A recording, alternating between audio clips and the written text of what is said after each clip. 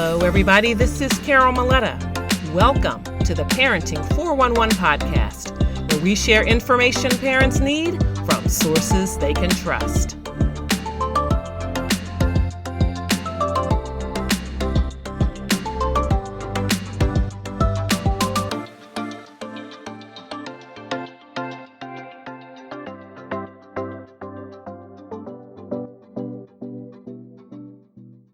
Years bring about quite a turning point in a young person's life. They can see the tremendous possibilities ahead, yet in order to reach out and grab them, they've got to be focused. It can be overwhelming for parents and teens to take command of all of the moving parts. Thankfully, today's guest is there to help everyone make sense of what's going on and create a playbook for success. Lanita Hostin is an edutainer, philanthropist, author, and student success strategist who empowers students to stand on their own 2 feet after graduation. In 2020, she founded Excellence Brainery, an education and career planning resource hub for parents, educators, and community leaders. Parents and students alike give her high marks for helping students to get going in the right direction. Welcome, Lanita Hostin. That was such a beautiful introduction. Thank you so much for having me. It is my pleasure. And so I really have enjoyed learning all about you and your work. And I would just love for you to tell our listeners how you became so passionate about helping young people get a good start. Yeah, I became passionate because it was my story. My parents are what society would call blue collar works, and they were very adamant about me going to college. They were adamant about me being supported along the way. They were adamant about me being a good financial fit.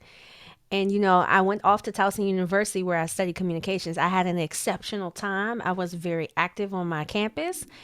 And I did everything people told you to do. Get good grades, take AP classes, be very involved, have extracurricular activities on your resume. I did everything they said. I got into school. I had an exceptional time. I graduated and I came home for 6 months and I sat on my parents' couch. I was unemployed and I had buyer's remorse. Like, I did everything everybody said to do. I did what was right. And it didn't make sense that after I had invested $50,000, then, that the cost has definitely have increased. It didn't make sense that my return on investment was not immediate, because that was the idea in my mind. If I just do this, then I can get this. And so I became very infectious in learning what are the transferable skills that I adapted in my course of studies, and how can that be of value to the marketplace. Literally at 21, I went to my local library and I started studying that, how to interview, how to speak to your high points, what it means to be valuable to a marketplace, what it means to be adaptive. And I went back to the drawing board and I started applying for different positions. And I was called in for 4 interviews, and of the 4, I was able to negotiate my very first salary. 3 of them offered me the job. And I remember the decision maker asking me, what do we need to do to sway you in our direction? Because we understand that we are actually competing. And this was in the recession. Mm-hmm. And so I love that feeling. I love what it felt like to be wanted, right? For someone to deem me as competent and competitive enough that they would allow me to state my value. That's how I started the work. I felt what it was like to feel undervalued and underskilled. And then I saw the impact of being highly skilled. And so I wanted every student to feel like that. I wanted every parent to be conscientious that our kids are thinking that way as they're progressing through whatever their pathway is post high school. So yeah, it's my story. That's why I'm really passionate about it. Wow. And I love so much about your story. And, that idea of being confident and being able to, state what you need, to walk in your value, that doesn't come for a lot of people until much later. Later in their 20s, some people might be in their 40s today and are only now feeling comfortable And so this tool that you are going to give to young people, it just will give them a tremendous head start. I really, really applaud what you're doing. It's amazing, amazing. So you shared about going to college, and you shared about what you did, your experience when you first got out of college and trying to figure out, the right job for you and how to go get the right job. What else have you done? Like, what is your undergrad background? Is it also related in some way? So my undergraduate studies is in communications. My graduate degree is in nonprofit management and association leadership. I define myself as a non-traditional educator. I have not taught in a traditional K through 12 classroom, but I have been an adjunct professor. I've worked in case management for college access, which is a fancy way of saying helping kids get through the application process so that they can access post-secondary options. I've been a private tutor for K through 12 in the subjects of math and reading. I've worked at a homeschool co-op, which just basically means parents elect to homeschool their children, but a few days out of the week, they want them in community. So it's like a hybrid school option for homeschoolers. So I've done that. So I've always been in the environments of education, but I've never been, well, I was a head cheerleading coach for 4 years at a local high school. That's the only time I've been in a traditional, like, public school setting, but I was never in the classroom. But I've always been like in the environment where kids are being nurtured and groomed and educated. And then I've also typically have been the leader or the lead instructor of whatever that education option was at the time. So yeah, that's my background. Well, I'll tell you that experience of working with children at different levels, it sounds like you had, coupled with just the passion, is as much a qualifier or an important credential to have for educators, quote, as anything. So, I mean, it sounds like you are definitely in your right space. So that's wonderful. That's another thing that, it can take many years for people to get to that place, Oh my even. gosh. Yeah, it took me some time too. I always say, when I share my story in business, it took me 5 years. It took me 5 years to find a niche. And while I was outside of that niche all of that time, I was unpaid. I did this work unpaid. And I did it proudly because I Right, right. enjoyed it. You know? Yeah, I've done a lot of that as well. I know what you mean because when you see the light bulb go off, or when you see people using what you've taught them, or maybe they even send you a note or something like that, that is just so gratifying, isn't it? It is. You got it. You got it. That's fruit from the tree that I was a part of developing. I always say I'm just the extension cord to a parent's power source. Parents are the power source. People like you and I, we are extension cords. Right, And so it right. feels I good love to it. operate in that way for sure. I love it. I love it. So how early then? Because I know that you talk about giving children a plan for success, and you often talk about teens, like teens who are about to graduate, or maybe teens who've recently graduated and are heading into college. But how young do you start, like helping them to think about being productive and having an action plan and those types of things? How early do you get started? As soon as they are able to have a conversation, if they are 5 and 6 and very articulate, simply saying things like, what do you think you really like? What is it that you like? They may say something silly like, I like rainbows and I like dump trucks. But you keep asking them, your job is to engage their critical thinking about their self interest. They're literally developing their self concept. When you ask a child a question and they don't have the answer to it, and you keep asking them over time, they're going to be like, I need to have the answer to that. What is it that I like? What do I enjoy? And then when they get of age to the point where they are actually recognizing concrete things, they say, yeah, I really like to swim, or I really like to draw. I feel like as community leaders and parents, it's our job to start nurturing that thing. Every successful person that I study in their childhood, there were glimpses of their innate skill and ability and interest very early. They were demonstrating that they liked a thing, or they were demonstrating that they were good at it without being trained. Right. So Steve Harvey is that, Oprah Winfrey is that, Taraji P. Henson is that. Mark Zuckerberg of Facebook is that. They talked about in their childhood they had an interest, because God literally gives us the desires of our heart. And so if children are a gift from the Lord, then he already, like when they were formed in the womb, he knew them. So that means he gave them an assignment. That's And so right. I always say our job is just to like help them like pull that thing out. It's dormant. It is dormant until they unleash it, until they discover it. Our job is to help them do that. So as soon as they can start having conversations about what they like, even if you don't think that that's a good idea in a good way, helping them nurture it, because it allows them to gain confidence. Then And that like increases their ability to like articulate their interests. It's a compounding thing. yeah, absolutely. And that's something that, parents are, I always talk about, that they're here to do, to learn about their children and help them learn about themselves, because you are right on about that. I've definitely read studies that talk about our passions and what we're really good at and interested in, and work that we ultimately end up doing it has its roots in our childhood. So, Yep.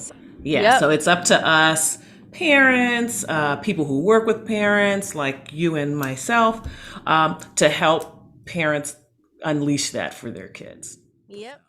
We'll be right back after this.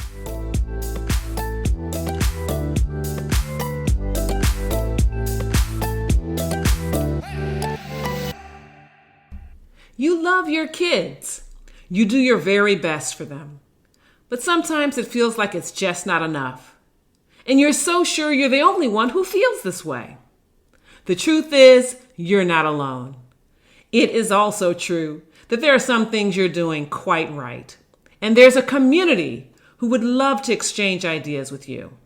I'm Carol Maletta, creator of the Parenting 411, a portal for parents where I share information parents need through webinars and masterclasses.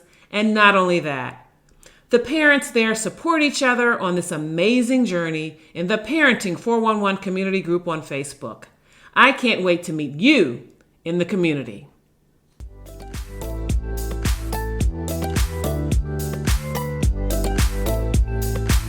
And we're back with the Parenting 411. And it's so interesting. A good friend of mine, she had displayed an interest. She's Nigerian. Her family is very traditional, and she's a first generation American. So the expectations. We've done the legwork. We really need you to fly. Right. And she told her parents, like, I want to go into fashion, and they're like, fashion ain't making no money. So she did what they wanted her to do. She studied medicine. She went off to school, and asked me what she's doing now. Fashion. I'm sure she's doing, yeah. I was going to say yes. And being paid very well. She said, I really did try to appease them. And while I was okay at that, I'm really good at this. And I'm making just as much money. And she said the best feeling was for her mom to come back and say, you know what? You always said you were interested in this. I wish I would have just let you do it from the beginning.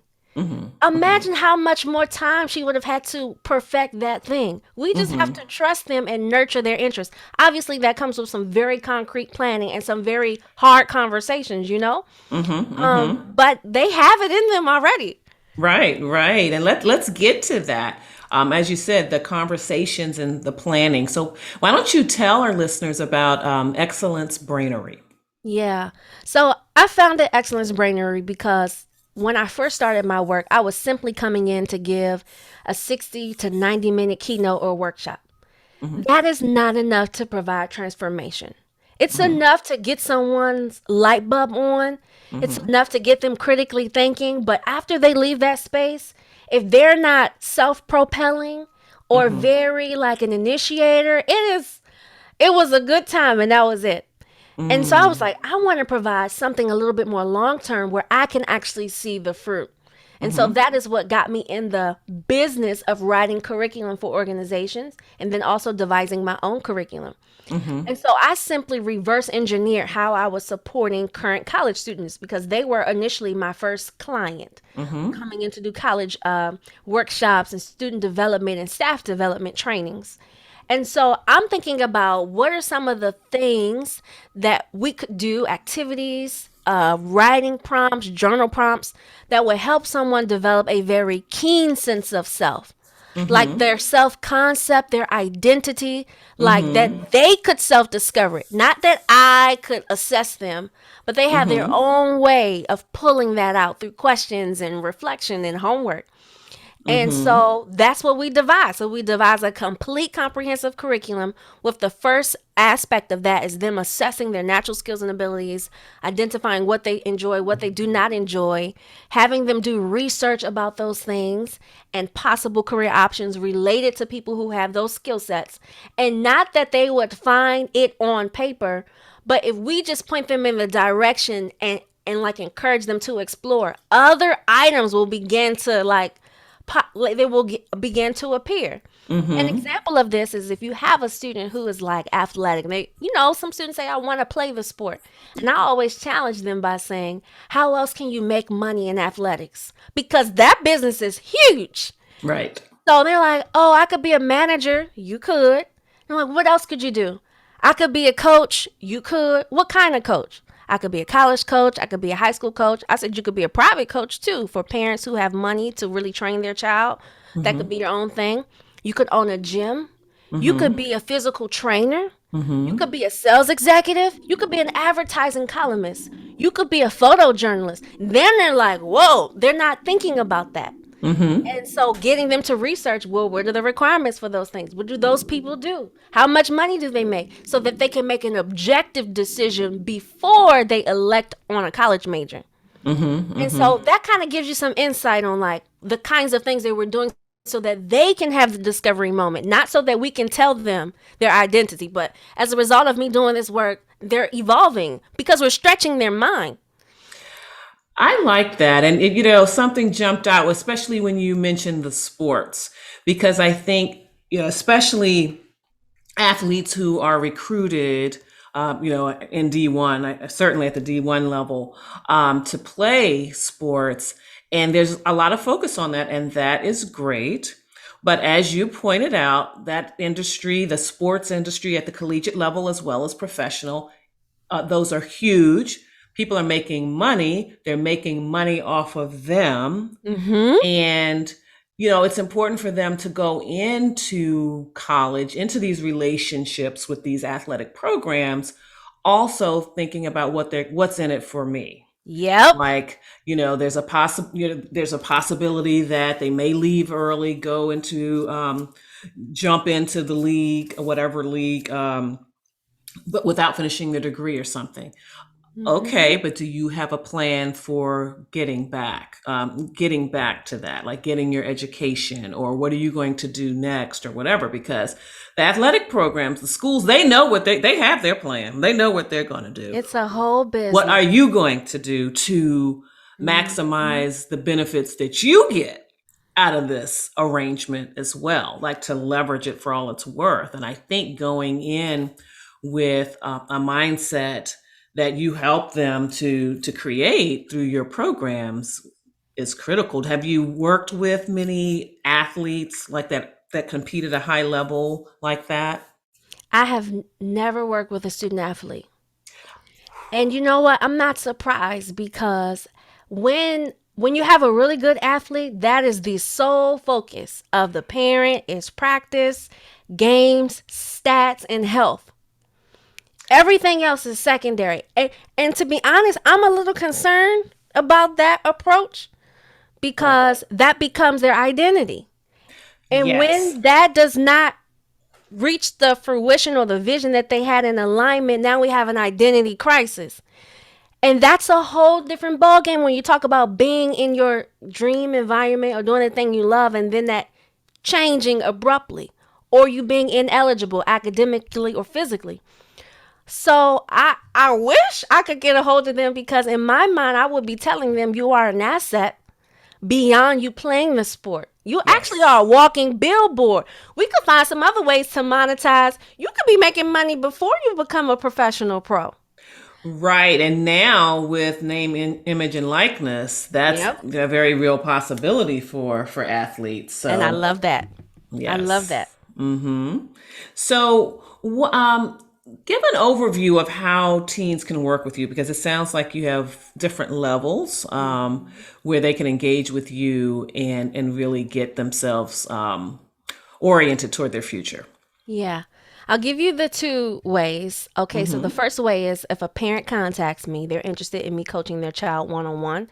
We work together for 16 weeks. It's a very comprehensive curriculum from affirmations, the science behind affirmations, the science behind visualization, applying that to segment your big, bold goals, what it looks like to have a powerful resume and to interview powerfully, having a professional portfolio, managing your time using a calendar or digital calendar, managing your emotions using sensory. Like I'm about the holistic development of the child. So I just don't come in and talk about career. I have to get them to like learn self too.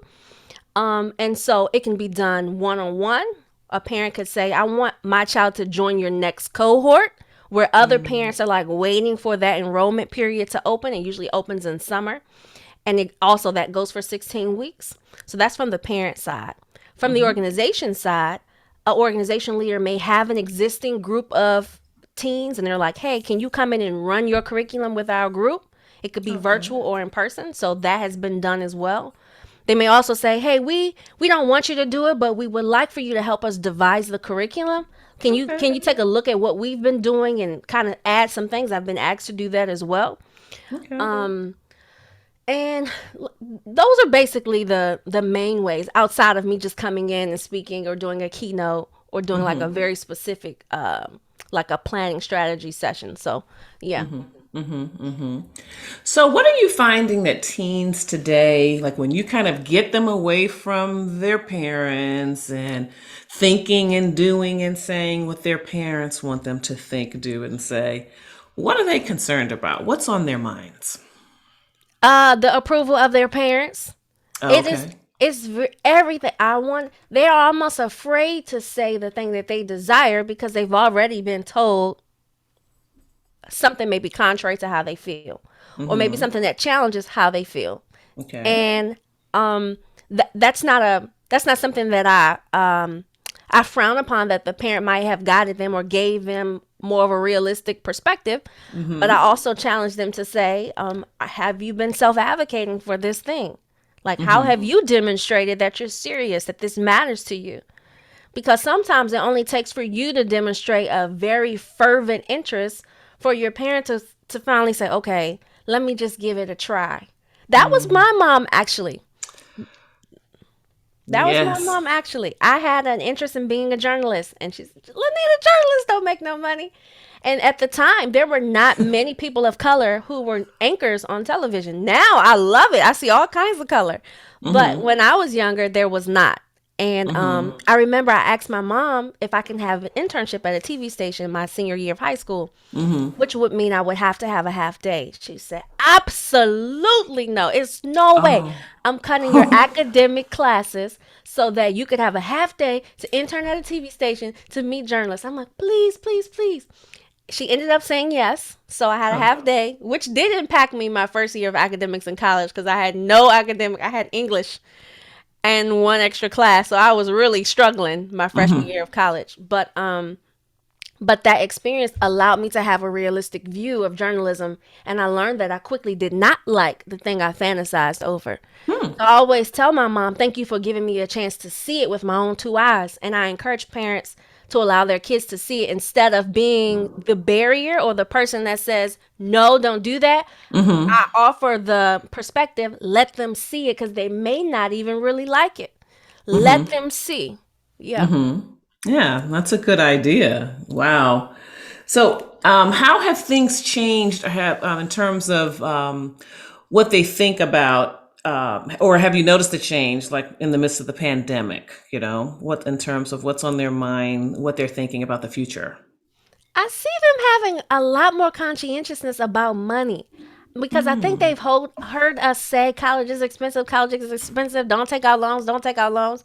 So I'm always amazed at the number of them that say, I don't know if I want to go to college because I don't want student loans. Like that's what they'll say. Mm. And I'm like, I wish my classmates and I were thinking like we were not thinking like that. We were like, well, we're going in by any means possible. So however the money comes, we're going there. But they're not like that. So Mm-hmm. that's one common thing that I see. And then I feel like I also see, interestingly enough, I see like there being a sense of pride, and this is a dual thing that I've noticed. There being a sense of pride about going to a predominantly white institution and finding their fit, and then also being very comfortable with going to an HBCU and saying like, nope, this is my fit too. And relative to that, more students saying like, I'm not sure college is the route for me, but here's something else that I'm considering. Like I want to be a master barber. I want to own my own barbershop, so I'm going to barber school. I've Mm-hmm. seen other people go like the private school route, to be like in design school because they want to make jewelry, and their parents being accepting of that. Mm-hmm. And so to me, I just love the self advocacy. I Mm-hmm. love that they're able to say like, this is where I think I have my best fit, so this is where I'm going because it's best for me. And that's interesting that you say that, and I wonder if there's even a shift in some parents' point of view, like after this pandemic and all the things that have been happening, and I'm going to get into that in a moment. That they are now softening and thinking, maybe the things that we thought Mm, were important before aren't. Maybe mental well-being and satisfaction with mm, what you're doing as opposed to living up to our standards. Maybe that's not the way to go. Maybe some parents are thinking that, I wonder. mm-hmm. Yeah, and some of them have had a lot of time to spend with their children and to observe their behaviors. Mm-hmm. And Mm-hmm. a client of mine, the parent and I developed a very strong relationship. And most of my work is with the student. But Mm-hmm. sometimes there are really involved parents who are like, I know you're not going to tell me what y'all are talking about, but can you give me a little clue? Could you let me in? And Mm-hmm. so she was saying how my work with her daughter she could literally see a change in behavior. She had increased self confidence. She said, I don't know, something about her. She walking around with her chin up, and she's not as sad anymore. And I said, I feel like because she's now expressing how she feels and she feels confident about that. She was like, she is talking more. She's talking to her siblings. I'm like, who is this person? That's beautiful. And it was me and her mom. We were both in tears. Mm-hmm. We were both in tears. So I say that to say the parent was very adamant about where she wanted her to go to college when we very first started our journey together. Right. And she was adamant about her choosing more of a lucrative career path that would secure her financial stability. Mm-hmm. Well, one of the things that her daughter dreamed of, she really wants to act. She wants to be a musician. She's very talented. And I met her junior year of high school. We were working together junior year. I follow her mom on Facebook because I like to stalk my kids. I want to see how they're doing, and I can only do that through Sure. parents.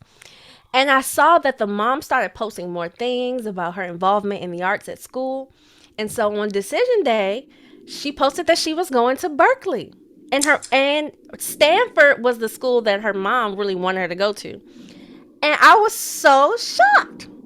And so I Nice. called her mom and I said, you guys are going to Berkeley? And she said, there's something about my daughter that is so special. I've seen her in the arts. I feel like Berkeley is the best fit. I totally agree. But those are things that I want them to discover on their own. I'm Mm-hmm. just the conduit. I don't come in and say you should. I just prompt them by asking questions, getting them to think, giving them homework. So that Mm-hmm. level of connectivity that they developed, their relationship got stronger. And then her like image, her self-confidence changed. And those are the kinds of things that makes this work rewarding for sure. Mm-hmm. Mm-hmm. Wow. Now, I'm wondering, and we talked about it a little bit, like how has the impact of the political climate, Mm. racial unrest, even climate change, how has that shown up in your work in terms of what teens are thinking about for their future? I think it depends on the teen. Some of them that I have worked with, they don't talk about it. Okay. Now, there have been times, especially in 2020, where we would be having our sessions and I would use the first half for them to just express how they were feeling.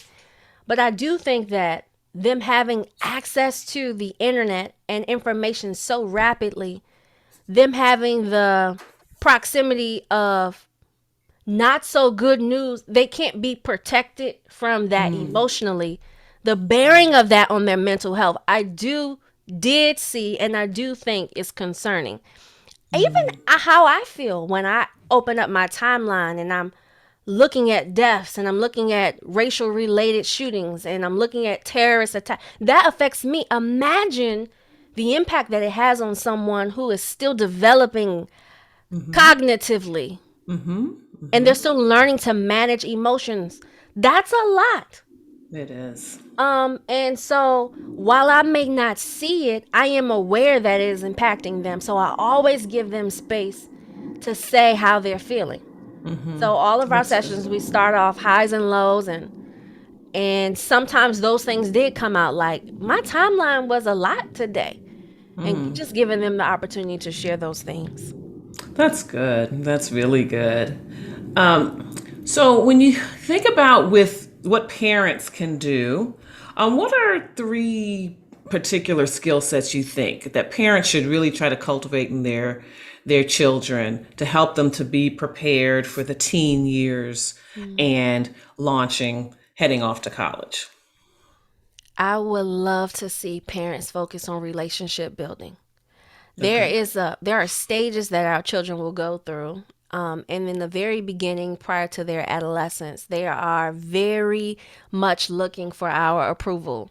They want to be affirmed. They're doing things that would give us, like, basically permission to praise them for what they've done. And then as they age, they do not care about your approval. They care about the approval of their friends and people external of the home.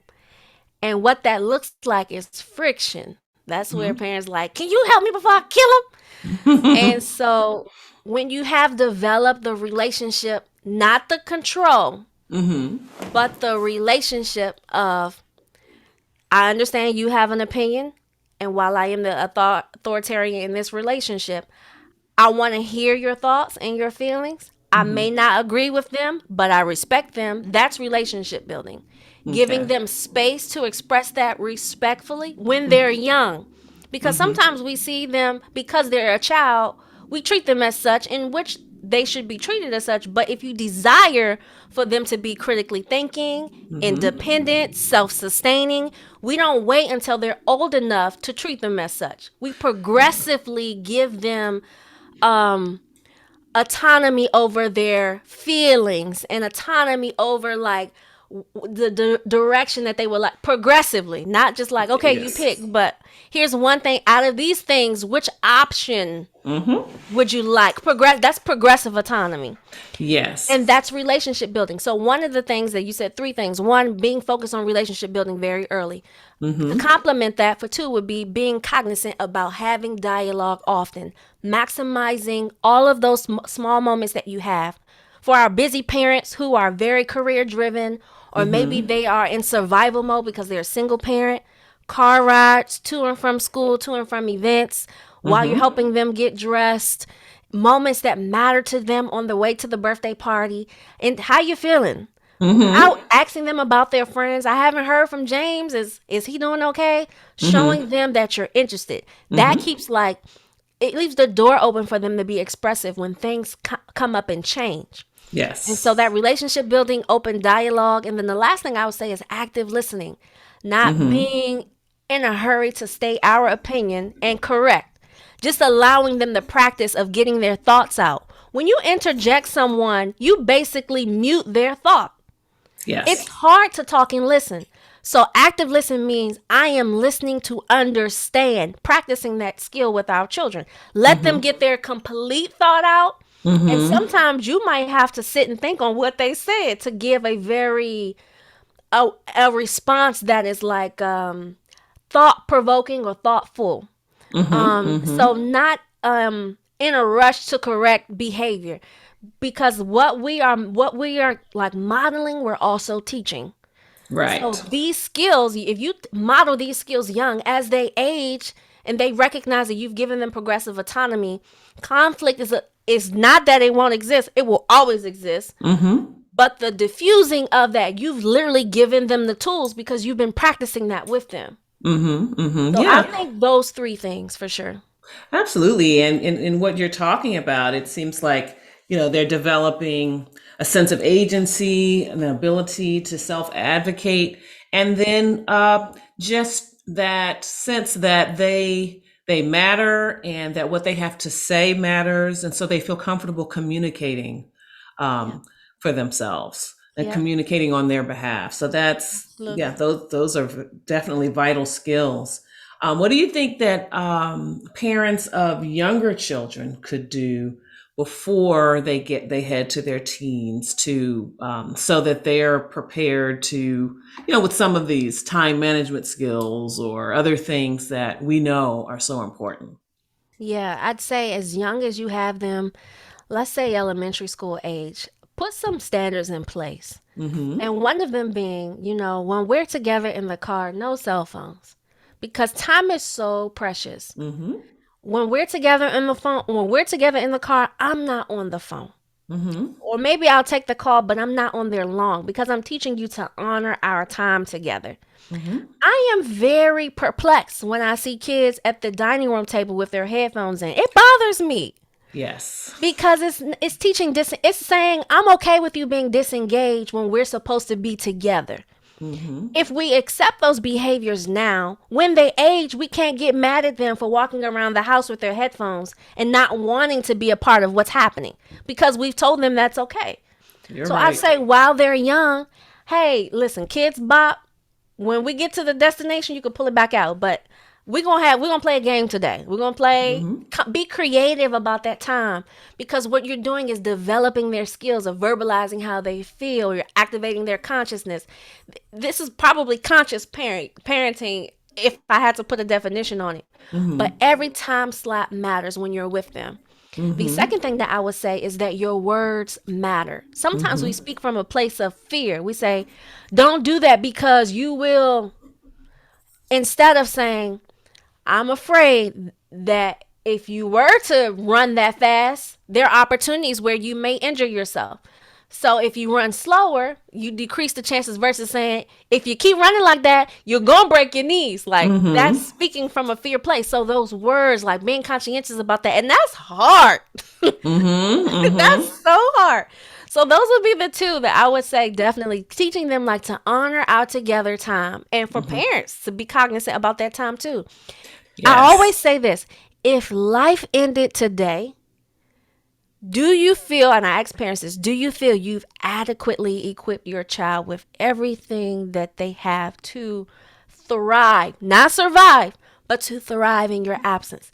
If the Mm-hmm. answer is no, every car ride, every trip to it matters. We Mm-hmm. should be Mm-hmm. using that time.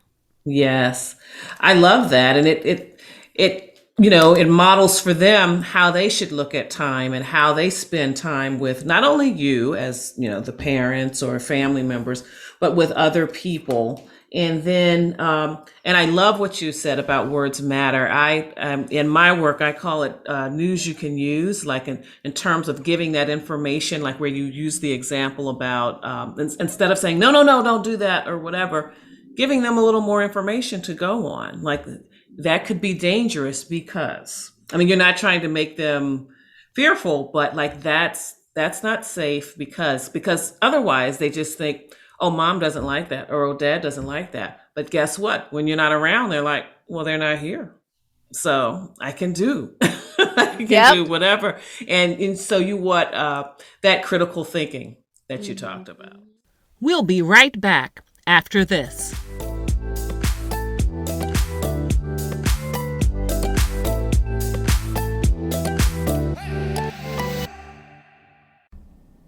As the saying goes, mother's work is never done, except when it really is. I'm talking about my new book, Mother's Work: Pearls of Wisdom and Gems from My Journey. I share my transformation from an outmanned, overwhelmed mom of twin boys to a parenting strategist and consultant, and being honored as DC Mother of the Year by American Mothers Incorporated. In Mother's Work, I tell you about the 7 guideposts that kept me anchored as I weathered the peaks and valleys of motherhood. Grab your copy at carolmaletta.com/motherswork.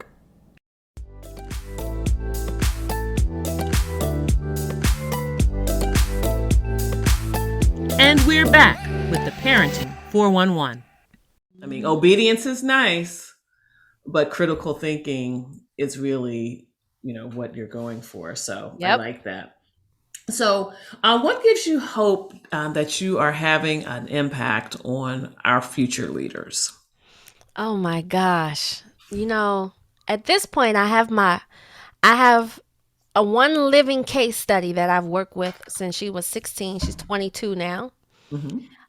And so the rest of them are in the pipeline. So she's the first one that has come from start to finish. She's actually my sister. Okay. And seeing her when she graduated college, she already was doing what she wanted to do. She said she wanted to teach music. She wanted to be a private music instructor. She wants to be a music professor. And so she's literally doing that now. She travels. She has 2 clients. She travels to their home to teach piano. She's a 16-year classically trained pianist. And she teaches music, chorus, and keyboard at a middle school. She's 22. That kind of thing. And I asked her, I said, how do you like your work? She said, these kids are bad, but they really love coming to music class. And she shows me text messages that they send her, because when you love what you do, people feel that. Yes. And the learning environment is different. Sure. And so that is hope for me. So I have some other students who are in the pipeline who I've helped devise a plan, and they're in college now. So seeing them, I'm excited to see them transition because the goal is when they're transitioning, they are not like me. We're not like how I was. If they desire to transition very seamlessly, they're adequately equipped to do so. If they want to take a break, fine. But if they desire to, they can, and do what they love. So as more of them come out the pipeline, I don't know what I'm gonna do with myself. I'm tickled. I'm very grateful. Very grateful. That's wonderful. Now, what's the age for the oldest young adults or teens that you work with?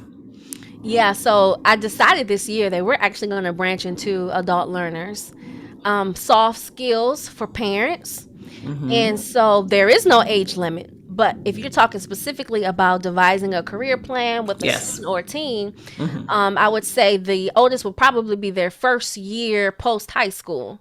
Would be the oldest. So if they're going to college, their first year military, first year trade school, that would be the oldest. Okay. So how can listeners follow up with you, learn more about what you do, or engage with you personally? Yeah. Well, I'm very Googleable, so everything is Lanita Hostin. I'm on every social media platform as Lanita Hostin. But if they want to specifically connect, they can go to lanitahostin.com/connect. And you can submit an inquiry there and indicate the way in which you would like to work, or you just have questions. Some parents just say, can I just see, me and my child, can we meet you and just see? Because I don't know if I want to buy. You absolutely can. So lanitahostin.com/connect will get the conversation started. Okay. And did you mention social media? Where you are on social media? Yeah. So I actually live stream every Tuesday on Facebook, LinkedIn, and YouTube. Okay. My show is called Excellence in Everything Live. It's a great way to get a taste for my teaching style because I teach every Tuesday. The topics vary. My personal motto is excellence in everything, every time. And so we teach on the core 3 C's, which is building confidence for either parents or teens, building competitive edge for our teens so that they could be competitive for the marketplace. So we talk about those skill sets needed for that, what it means to upskill, developing your assets, resume, portfolios. And then we also talk about how do you build your competence. So all of our shows are covering those 3 C's. And that's again every Tuesday at 8:30 p.m. But I'm most active on Facebook, LinkedIn, Instagram, and TikTok. What's your handle? Lanita Hostin on everything. On everything. Okay. Everything. Okay. So, do you have any upcoming books, projects, or programs that you want to tell us about? Yeah, I think that sometimes parents say, well, I'm not at the point where I want to make an investment because the Excellence Academy is a five-figure investment. I'm not at the point where I want to do that. But do you have some like low-hanging fruit in which I could maybe facilitate and help my child in their self-discovery? And the answer to that is yes. My latest book, The Pursuit of Black Excellence for Teens, talks about, it's broken down into three areas, but the first collection is self-excellence. And there are 10 exercises, we call them experiences, that will definitely help you to journey to support your child in developing clarity on who they are and to help you have those conversations with them. And so that would be it's one of those projects that when I look back at it and I say, man, this did God really do that? It's an incredible tool. It comes with QR codes, lots of activities. If you have an organization, like let's say you are a teen mentor, you have groups that you coach or mentor, you could use it as your own curriculum. You could facilitate conversations with your child verbally based on the exercises. And I'll say this, one of my favorite exercises in the book is we talk about the Buy Black movement and where that came from. And then how our kids can contribute to the Black economy, what it means to circulate a Black dollar, and those kinds of conversations that maybe they don't quite comprehend why you support Black businesses or the impact in doing so. Right. And then how they can sustainably keep that going by entering into the marketplace on their own. And so again, to be honest, it's very mature for a teen, but my personal motto is excellence in everything. And excellence is not a low standard. It's the highest quality of effort. And so I proudly push them to think and use. So I think the Pursuit of Black Excellence for Teens will likely be a great tool for parents, organizational leaders, for sure. Sounds good. Well, thank you so much for joining me today. I think you've given our listeners a lot to think about, and they know how to get in touch with you to get more, because I think that teens and their parents really, really need this. Don't wait until you're 25 or 30 to figure out what you're here to do. I think that what you do gets them on that course to discovering that a lot sooner. Here at the Parenting 411, continue to follow us on Facebook, Instagram, Twitter, and YouTube at the Parenting 411. And this month we are celebrating the 1-year anniversary of the release of my mini motherhood memoir, Mother's Work, Pearls of Wisdom and Gems from My Journey. So I hope you will grab a copy at carolmaletta.com/motherswork. And enjoy the rest of your day. And remember that it is never too late to be the parent you want to be.